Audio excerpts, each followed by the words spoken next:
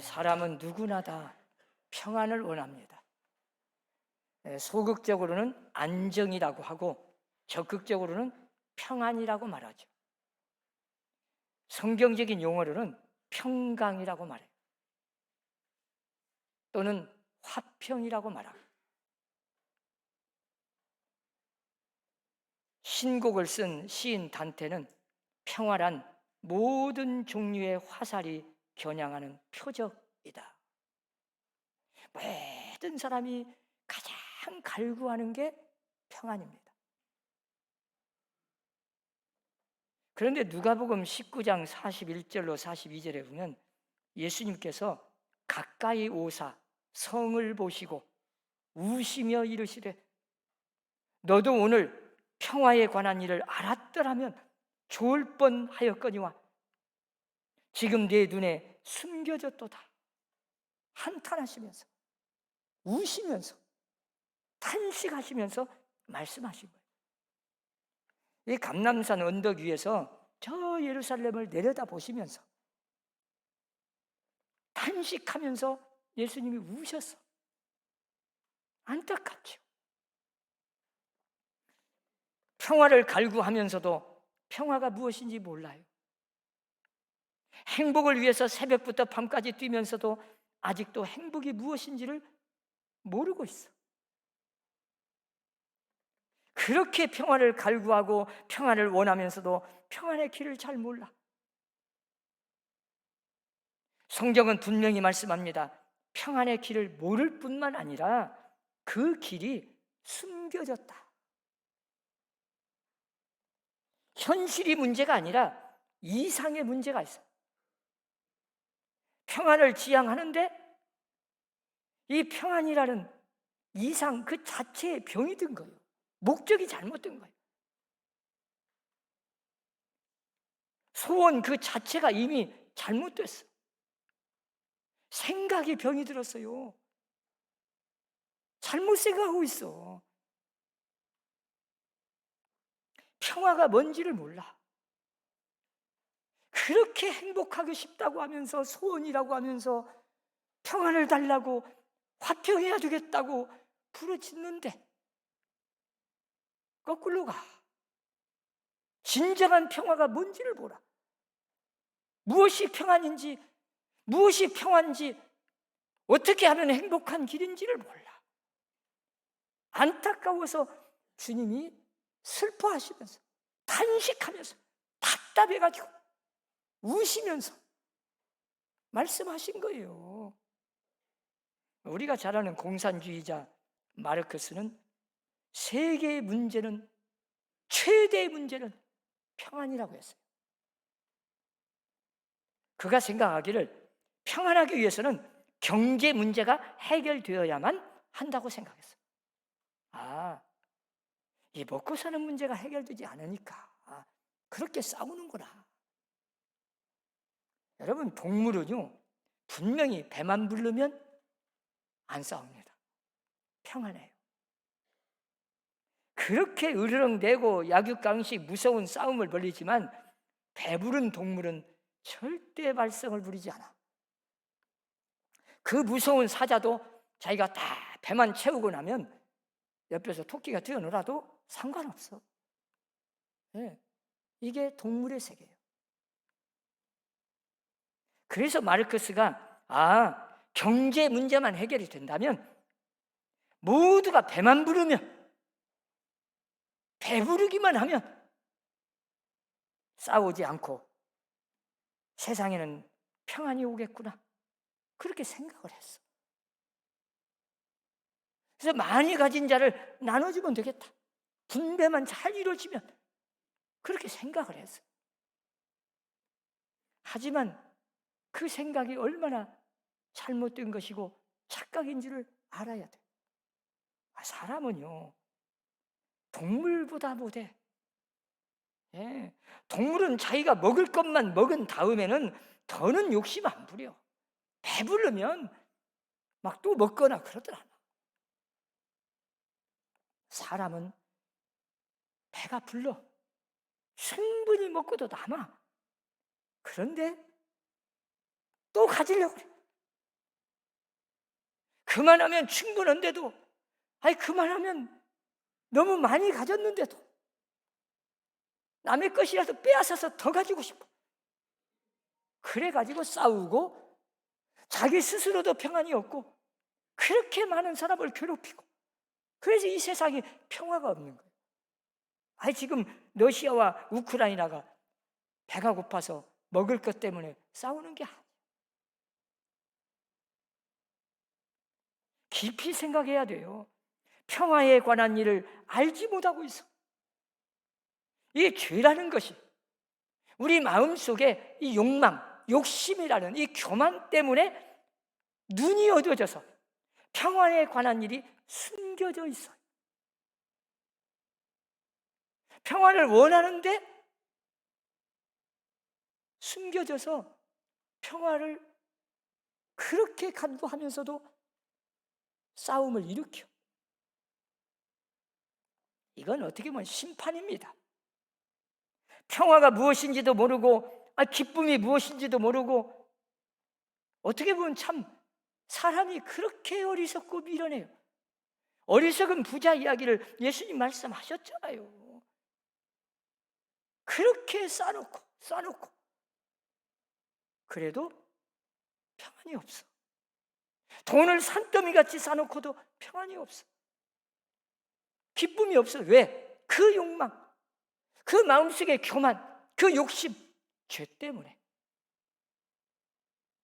성경에서 이 평강이라고 하는 말씀은 히브리 말로 샬롬, 그런 말이잖아요. 샬롬. 우리가 잘 아는 샬롬. 헬라 말로는 에이렌이라는 말인데, 이건 정신적인 기쁨만을 말하는 게 아닙니다. 통합해서 건강, 번영, 행복, 자유, 정의, 화목, 승리, 이 모든 것을 통합한 복을 가리켜요. 그러니까 평강 그러면 엄청난 복이요. 인생 전체의 복. 그러나 한 가지 우리가 알아야 할 것은, 일반 세상 사람들이 생각하는 평강은 너무 이기적이고 물질적이고 세속적인 것에 반해서 성경이 말씀하는 평강의 특징은 다르다는 거죠.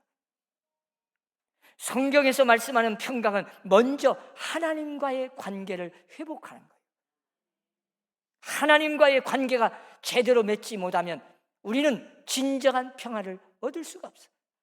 하나님과 먼저 화목하지 않으면 그 어떤 사람과도 화목할 수가 없어요.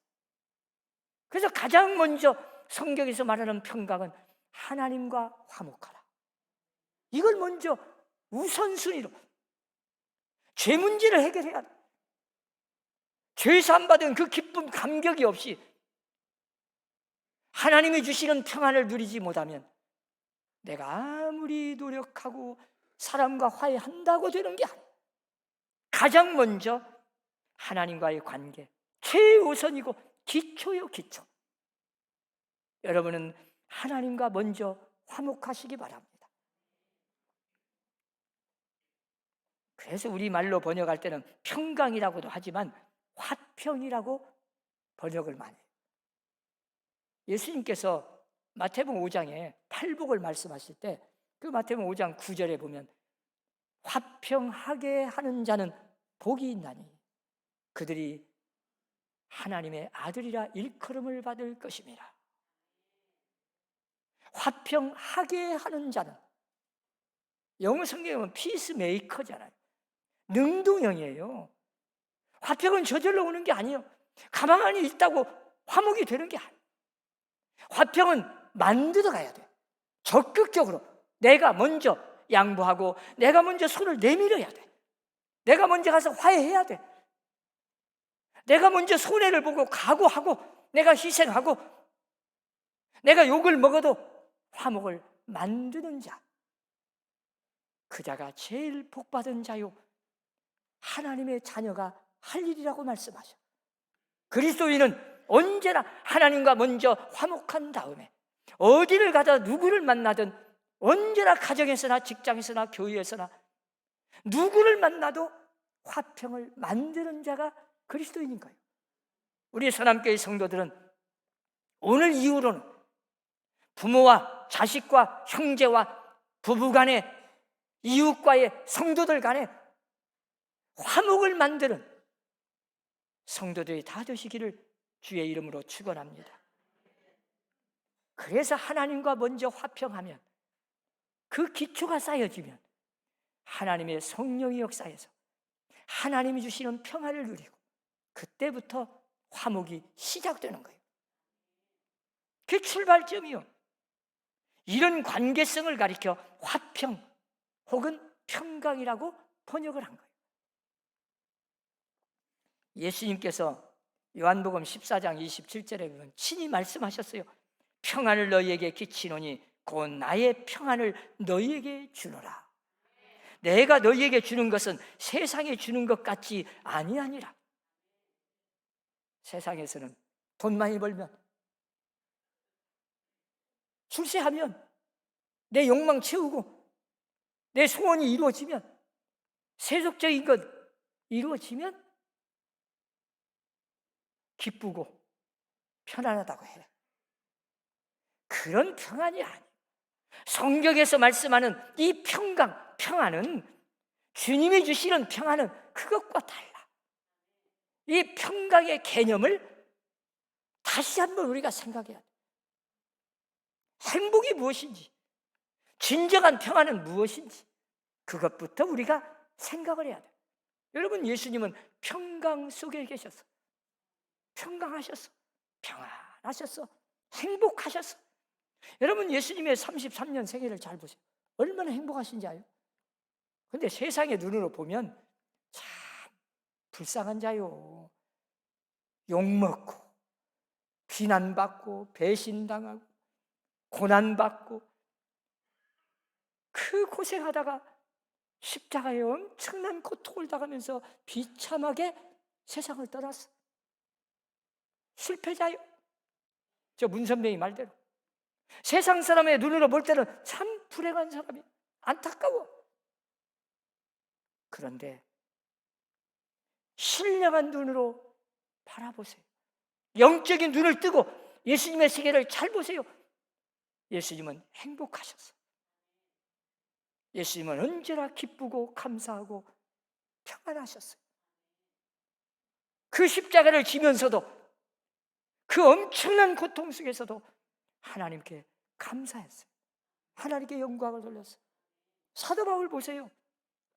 그 빌립보 감옥 속에서 매를 얼마나 맞았던지 실실했어요. 기절했어. 깨어나자마자 그 아픔, 막 고통, 쑤시고 아픈데, 피투성이가 됐는데, 깨자마자 하나님께 찬송하고 기뻐하고 막 찬양하고 하나님께 영광을 돌리는, 기도하는 모습 보세요. 그 감옥 속에서도 자기를 생각하는 게 아니에요.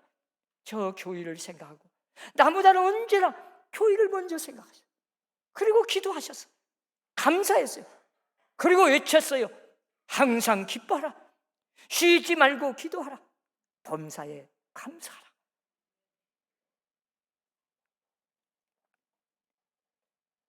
예수님의 생애야말로 가장 행복하셨구나, 그렇게 바라볼 수 있는 눈이 열려졌다면 그 사람은 진짜 행복이 무엇인지를 아는 사람이에요. 십자가의 의미를 제대로 이해한다면 비로소 평강의 의미와 그 은혜를 함께 누릴 수 있을 거예요. 여러분, 예수님의 평강의 개념, 우리가 가진 평강의 개념과 다르다는 걸 알아야 돼요. 여러분, 무엇을 행복이라고 생각하십니까? 예수님께서도 말씀하셨지만 받는 기쁨보다 주는 기쁨이 더 크다는 걸 알아야 돼요. 내가 잘 되는 것보다 내 자식이 잘 되는 것이 더 기쁘지 않아요. 그게 사랑하는 과의, 자식과의 관계예요. 주님께서는 그런 평안을 우리에게 주시겠다고 말씀하시는 거예요. 받는 기쁨이 아니에요. 섬김을 받는 그런 기쁨 아니에요. 저 윗사람이 막 아랫사람에게 명령하고 그런 기쁨이 아니에요.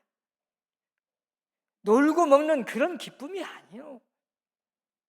섬기면서 희생하면서 나보다 나른 사람이 잘 되는 걸 보면서 나는 비록 좀 잘못됐지만 교회가 부흥되고 잘 되는 걸 보면서 그렇게 기뻐하고 하나님께 감사하고 그런 믿음의 성도들이 되시기를 바랍니다. 그게 진정한 믿음의 사람이요. 오늘 본문 보세요. 너희에게 평강이 있을지어다. 샬롬. 참 여기에는 깊은 의미가 있습니다. 이 말씀은 부활하신 주님께서 하시는 명령이요, 또 인사요, 축복의 말씀. 자, 예수님이 십자가에 죽으니까 제자들이 다 뿔뿔이 흩어졌어요. 도망가 버렸어요.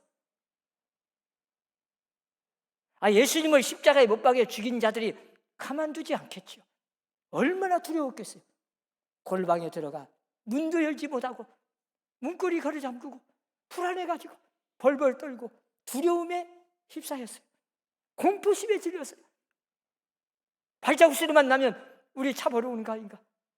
불안해가지고 근심 걱정에 사로잡혀 있었어요. 엠마오로 가는 두 제자가 예수님을 만났는데, 부활하신 예수님을 몰라보다가 만났는데도 아직도 제대로 믿지 못하고, 그래서 그 11 제자 있는데 찾아갔어요. 달려갔어. 그 예루살렘에 우리가 예수를 만났다고. 그럴 때 예수님이 찾아오셨어. 너희에게 평강이 있을지어다. 첫마디요, 축복의 말씀. 첫 번째 인사, 너희에게 평강이 있을지어다. 그렇게 두려우냐? 그렇게 근심 걱정에 사로잡혀 무서워 벌벌 떨고 있냐?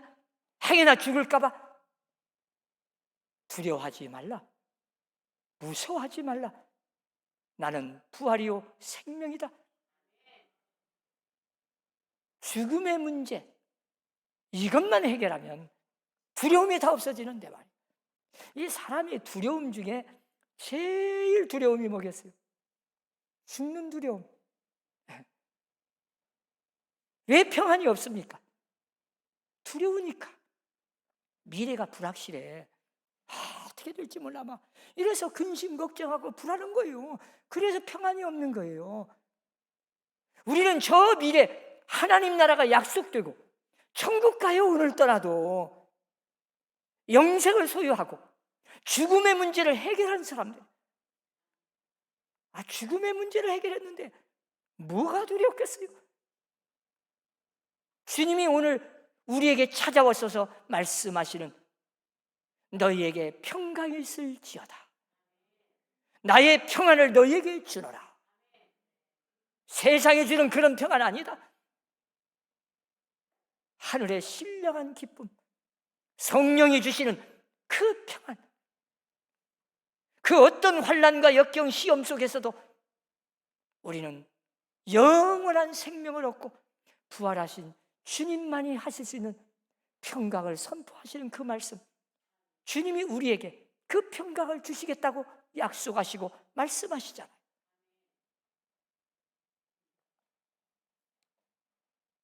이건 어떻게 보면 세상이 주는 그런 평안, 그런 축복의 말씀이 아니라 예수님은 우리에게 신령한 복, 영적인 복, 평강의 복, 마음의 평안을 누리는 복, 세상에서 출세하고 세상에서 돈 벌어서 얻는 기쁨이 아니라 하늘에서 주시는, 하나님이 주시는 그 평안, 이 평강을 우리에게 지금 주시는 거예요.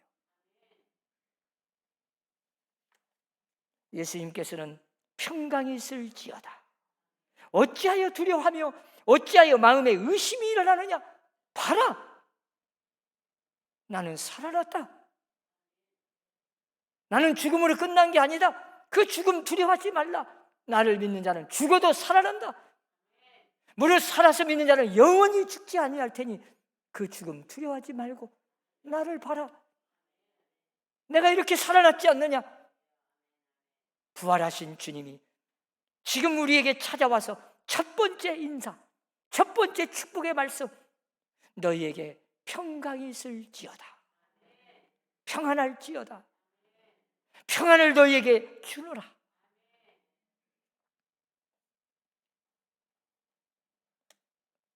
나를 죽인 자들이 너희를 십자가에 못 박아 죽일까 봐 그렇게 두렵고 벌벌 떨고 있냐? 나는 부활이요 생명이다. 그러므로 너희에게 평강이 있을지어다. 저들은 또한 의심에 사무쳤잖아요. 진짜 부활했을까? 진짜 예수님이 부활해? 그렇게 만났다는데 진짜일까? 의심이 가. 그럴 때 주님이 말씀하시고, 봐라, 한번 만져봐. 영으로 알아. 영은 뼈와 살과 없어. 그러나 여러분, 예수님은 부활의 몸이요, 뼈도 있고 음식도 먹고 먹을 수도 있고 안 먹을 수 있는 게 변화의 이 부활체 몸입니다. 우리가 이 부활한다는 것이요, 무슨 형체가 없는 그런 게 아니요. 안 먹어도 괜찮아. 먹어도 괜찮고 아픔이 없어. 근심 걱정 아무것도 없어. 이게 부활의 몸이요. 사랑하는 성도 여러분, 하나님이 주시는 평안을 누리십시오. 주님이 오늘 말씀하십니다. 부활하신 몸으로, 부활하신 주님만이 말씀하실 수 있는 선포지요. 아무라도 그렇게 합니까? 너희에게 평강이 있을지어다. 참된 평화, 참된 평안, 샬롬, 평강은 부활신앙의 가장 기초입니다. 오직 부활신앙만이 참된 신앙이고 그 부활신앙 안에서만이 참 평안을 얻을 수 있는 겁니다. 너희에게 평강이 있을지어다. 기도하겠습니다. 하나님, 우리에게 그리스도의 평강을 얻게 하시니 감사합니다. 부활하신 주님이 제자들에게 찾아와 근심, 걱정, 불안, 두려움에 휩싸일 때 찾아와서 첫 번째 축복의 말씀, 너희에게 평강이 있을지어다. 이 말씀을 지금 우리에게도 말씀하고 계십니다. 우리가 개인적으로 물질로, 건강 문제, 자녀 문제, 교회 문제, 모든 문제를 가지고 불안해하고 근심하고 걱정하고 두려워하지만 주님이 말씀하십니다. 두려워하지 말라. 너희에게 평강이 있을지어다. 다 하나님이 역사하시고 하나님이 함께 하시고 하나님이 도와주셔서 모든 문제가 하나님의 뜻 안에서 형통하게 이루어질 줄로 믿습니다. 우리에게 평안을 주옵소서. 성령께서 주시는 평안을 누리게 하여 주옵소서. 예수님 이름으로 기도하옵나이다. 아멘.